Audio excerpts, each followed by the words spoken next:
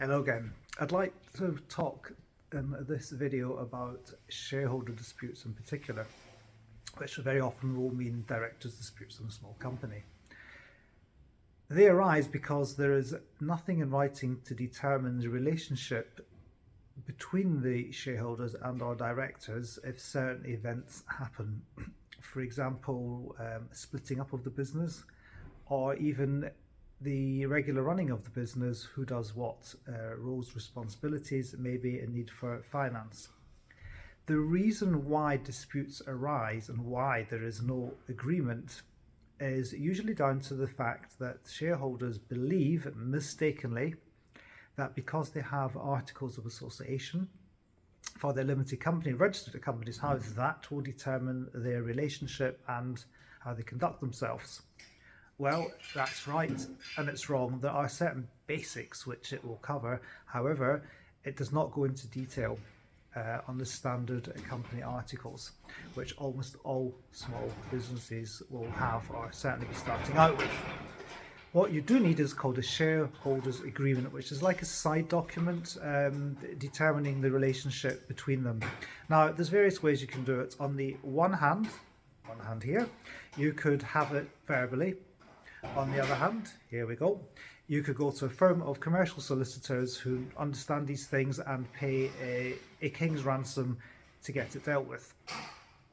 Now, having it verbally is really not ideal, and going to a firm of solicitors puts many people off because it is costly. We're usually going to run into 4 figures. So what's the happy medium? Well, something like a memorandum of understanding. It's not rocket science. It's a document which will outline various matters which should typically find in a full-blooded shareholders agreement. But you can do it yourselves, or best advise with an accountant or someone with business experience in these things. Someone like yours truly. I do these things for people, on the understanding I'm not a solicitor, but it's a good reference point. And one of the most important things that that document will have is what happens if there is a dispute. How do you proceed? Who is going to mediate or potentially arbitrate that dispute or disagreement?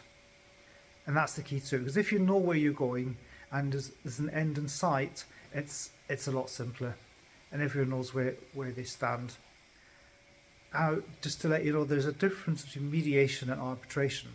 Arbitration is where you go to somebody and that person will give a binding agreement. They are the sole judge and jury. And you'll sign in advance that you are willing to abide by their decision, which is legally enforceable and can be upheld in court. Mediation is a process where the mediator will help both sides explore everything and help them come to their own decisions. The mediator is not a judge, more like something of a moderator, if you like, for a process. But they bring lots of experience, which does help and is essential for bringing a successful conclusion. But the beauty is that mediation, the process is within the control of the parties, unlike arbitration.